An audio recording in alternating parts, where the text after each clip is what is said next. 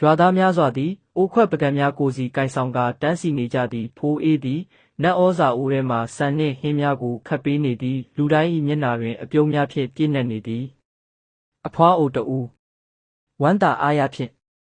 တာတု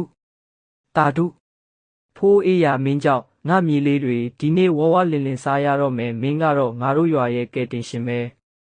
ဖိုးအေးမဟုတ်တာဖွားရဒါတွေအားလုံးကကျွန်တော်ကဲတင်ထားတဲ့နွားမလေးရဲ့ကျေးဇူးတွေပါသူသာစုမပေးရင်ကျွန်တော်လည်းဘာမှမတတ်နိုင်ပါဘူးထိုစဉ်ဝေးရမှမြင်းခွာတန်များနှင့်အတူဖုံလုံးကြီးများတက်လာသည်ရွာသားများကြောက်လန့်တကြားလှည့်ကြည့်ကြသည်တထေးဦးလောဘနှင့်သူ၏လူမိုက်၄-၅ယောက်မြင်းများဖြင့်ရောက်ရှိလာသည်ဦးလောဘသည်မြင်းပေါ်မှခန့်ညားစွာဆင်းလာသည်သူသည်ပတ်ဝန်းကျင်ကိုမထီမဲ့မြင်ကြည့်ပြီးနတ်ဩဇာအိုးနှင့်တင်းကုတ်ထဲကနွားမဖြူကြီးကိုစူးစိုက်ကြည့်သည်ဦးလောဘအမိတ်ပေးတံဖြင့်ရက်လိုက်ကြစမ်းဘသူမှရှေ့မတိုးနဲ့တော့ရွာသားများနောက်သို့ဆုတ်သွားကြသည်ဖိုးအေးသည်ဦးလောဘရှေ့သို့ထွက်လာသည်ဖိုးအေးဦးလောဘဘာကိစ္စရှိလို့လဲခမကျွန်တော်တို့ရွာသားတွေကိုစားစရာဝေပေးနေတာပါဦးလောဘနှာခေါင်းရှုံးလျက်ဝေပေးနေတာလားဒါမှမဟုတ်ငါစီကခိုးထားတာတွေကိုထုတ်သုံးနေတာလားဟေ့ကောင်အဲ့ဒီနွားမဖြူကလွန်ခဲ့တဲ့တစ်ပတ်ကငါခြံထဲကပျောက်သွားတဲ့နွားမပဲအခုမင်းစီမှာတွေ့ပြီဆိုတော့မင်းဟာနွားတခိုးပါပဲဖိုးအေးအံ့ဩတုန်လှုပ်လျက်မဟုတ်ပါဘူးဦးလောဘဒီနွားမလေးကိုကျွန်တော်တောထဲကရွှွန့်နွံထဲမှာကယ်ခဲ့တာပါရွာသားတွေအားလုံးလည်းအသိပဲဦးလောဘရွာသားတွေကိုဝေ့ကြည့်ကာဘသူကတက်သေးထွက်မလဲထွက်ကြည့်စမ်းရွာသားများမှာဦးလောဘကိုကြောက်သဖြင့်ခေါင်းငုံသွားကြသည်ဘသူမှစကားမပြောရဲကြ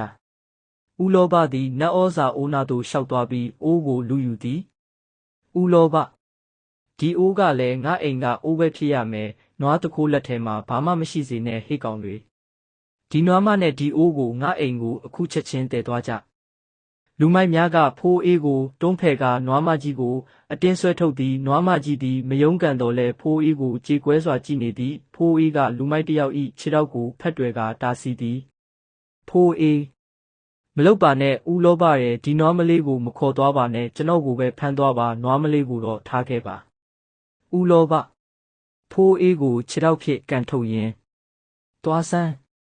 နွားသူခိုးငါပစ္စည်းငါပြန်ယူတာမင်းနဲ့ဘာမှမဆိုင်ဘူးလူမိုက်များသည်နွားမကြီးကိုကျိုးဖြစ်တုတ်ကဆွဲခေါ်သွားကြသည်နတ်ဩဇာအိုးကိုလည်းမြင်းပေါ်တင်ကခေါ်သွားကြသည်ဖိုးအေးသည်မြေပြင်ပေါ်မှလဲကျကြံရစ်ပြီးထွက်ခွာသွားသောဖုံလုံးကြီးများကိုငေးကြည့်ကမျက်ရည်ကျနေသည်ဦးလောဘသည်ဝမ်းသာအားရဖြင့်လက်ပုတ်ကနတ်ဩဇာအိုးရှိမှရက်နေသည်နွားမဖြူကြီးကိုတော့တိုင်တစ်ခုမှမြဲမြံစွာချီထားသည်ဦးလောဘယူသွတ်စွာရေမောလျက်ကဲအခုတော့ငါဟာတပြည်လုံးမှာအချမ်းသာဆုံးဖြစ်တော့မယ်ရွှေတွေငွေတွေဒီအိုးထဲကနေငါလိုချင်တလောက်ထွက်လာရမယ်ဦးလောဘသည်အိုးထဲသို့လက်နှိုက်ရန်ပြင်လိုက်စဉ်နွားမကြီး၏မျက်လုံးများမှာနီရဲလာပြီးကောင်းကင်ရံတွင်မိုးတိမ်များလိမ့်တက်လာသည်